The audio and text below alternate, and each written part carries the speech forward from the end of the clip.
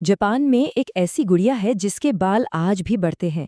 सुनने में अजीब लगता है ना, लेकिन ये सच है। और ये कोई मामूली खिलौना नहीं है। इसकी कहानी की शुरुआत एक भाई के प्यार से होती है, पर इसका अंत एक ऐसे राज पर होता है जो आज तक लोगों के रोंगटे खड़े कर देता है।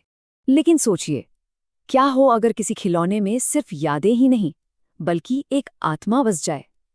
एक ऐसी आत्मा जो वक्त के साथ कमजोर नहीं बल्कि और भी ज्यादा मजबूत होती जाए। चलिए, आज हम पर्दा उठाते हैं जापान की सबसे मशहूर और शायद सबसे डरावनी ओकीक्यू डॉल की कहानी से। तो चलिए चलते हैं साल 1918 में जापान।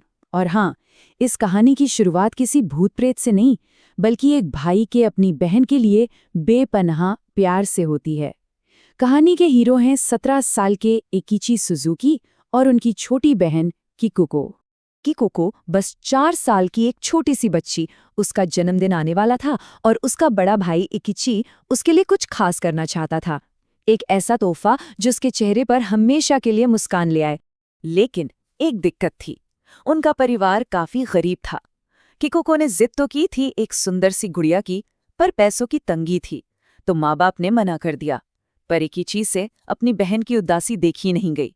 उसने ठान लिया, और जानते हैं उसने क्या किया?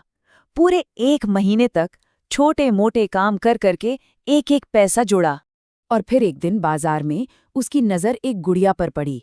एक पारंपरिक जापानी गुड़िया, लाल रंग का किमोनो पहने, गहरी काली आंखें और गर्दन तक कटे हुए काले बाल। उसके चेहरे पर एक अजीब सी शांति थी, पर आंखों में ऐसी गहराई जैसे वो सब कुछ देख सकती हो, सब कुछ समझ सकती हो।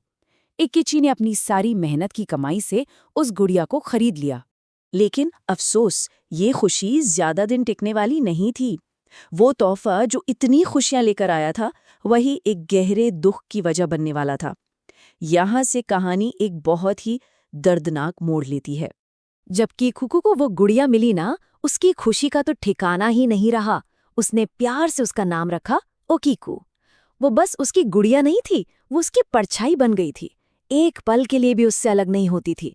उसके साथ सोती, उसके बाल बनाती, वो ओकीकू उसकी सबसे अच्छी दोस्त बन चुकी थी। पर कहते हैं ना, अच्छे वक्त को नजर लग जाती है। एक दिन खेलते हुए किकुको को मच्छर ने काट लिया और उस मासूम को मलेरिया हो गया, एक बहुत ही भयानक वाला। और अपनी आखिरी सांस तक उसने ओकीको गुड़िया को अपने सीने से लगाए रखा, और उसी हालत में उस नन्ही सी जान ने दम तोड़ दिया। परिवार का दिल टूट चुका था। वो चाहते थे कि जापान के रिवाज के मुताबिक ओकीको गुड़िया को भी किकुको के साथ ही जला दिया जाए, पर उन्हें इसकी इजाजत नहीं मिली। तो उन्होंने अपनी बेटी की याद में उस गुड़िया को घर में एक शेल्फ पर सजा दिया।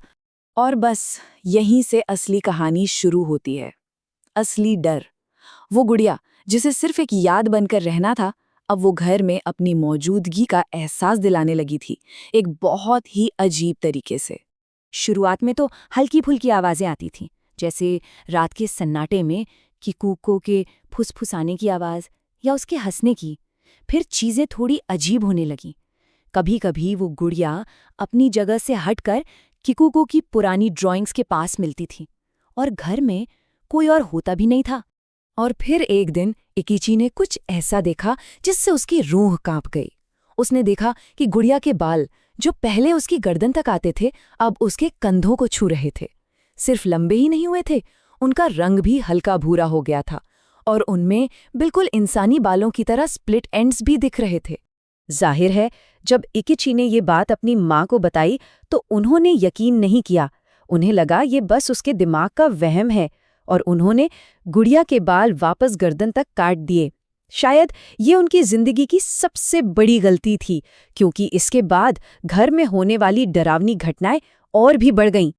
उसी रात इकिची की माँ को एक सपना आया। सपने में उन्होंने देखा कि किकुको रो रही है, बहुत रो रही है, क्योंकि उन्होंने उसकी गुड़िया के बाल काट दिए थे। फिर अचानक किकुको का रोना गुस्से में बदल गया, और जैसे ही उनकी आंख खुली, उनकी चीख निकल गई। वो ओकीको गुड़िया उनके सीने पर बैठी थी और उन्हें घूर रही थी। अब तक तो परिवार समझ चुका था कि ये कोई वहम नहीं है, ये कुछ और है, कुछ बहुत गलत। उन्होंने उस गुड़िया से छुटकारा पाने का फैसला किया, लेकिन उन्हें नहीं पता था कि ये कोशिश उन्हें एक सीधे टकराव की तरफ ले जा रही थी। तो इकिची के पिता ने उस गुड़िया को उठाया और पास के एक खेत में जाकर गाड़ दिया।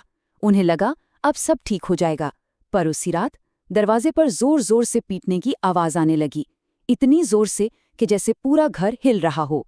जब हिम्मत करके पिता ने दरवाजा खोला तो सामने ओकीको गुड़िया खड़ी थी, और इससे पहले कि वो कुछ समझ पाते, गुड़िया के बाल तेजी से बढ़ने लगे और उनके गले के चारों तरफ लिपटने लगे। उनके पिता का दम घुट रहा था, उनकी सांस रुकने वाली थी कि तभी इकीची जोर से चिल्लाया अपनी बहन का नाम, किकुको।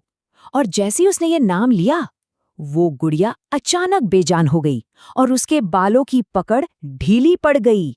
अब वो उस गुड़िया को फेंक भी नहीं सकते थे, वो हमेशा वापस आ जाती थी। सोचिए जरा, उस परिवार को उस डरावने साई के नीचे पूरे 20 साल गुजारने पड़े। 20 साल! तो 2 दशक यानी 20 साल के इस भयानक अनुभव के बाद आखिरकार परिवार ने एक फैसला लिया। उन्होंने उस गुड़िया को किसी और को सौंपने का मन बनाया। और उन्होंने उस गुड़िया को जापान के मशहूर मन्नेंजी बौद्ध मंदिर के भिक्षुओं को दे दिया, जहां वो आज भी मौजूद है। वहां के मॉन्क्स ने उसे पवित्र करने की, उसके अंदर की शक्ति को शांत करने की बहुत कोशिश की, पर उस पर किसी चीज का कोई असर नहीं हुआ। पर कहानी यहाँ खत्म नहीं होती। असली हैरानी की बात तो ये है कि लगभग 100 साल बाद भी उस गुड़िया के बाल बिल्कुल इंसानों की तरह आज भी बढ़ते हैं, और मंदिर के भिक्षु उन्हें टाइम टू टाइम काटते हैं। कोई भी वहां जाकर उसे देख सकता है, पर फोटो खींचने की सख्त मनाही है। कहा जाता है कि जो भी उसे ज्यादा देर तक घूरता है, उसे भयानक सपने आते हैं। और सबसे ज्यादा डरावनी बात, अब उसका मुंह धीरे धीरे खुल रहा है और उसके अंदर दांत दिखने लगे हैं।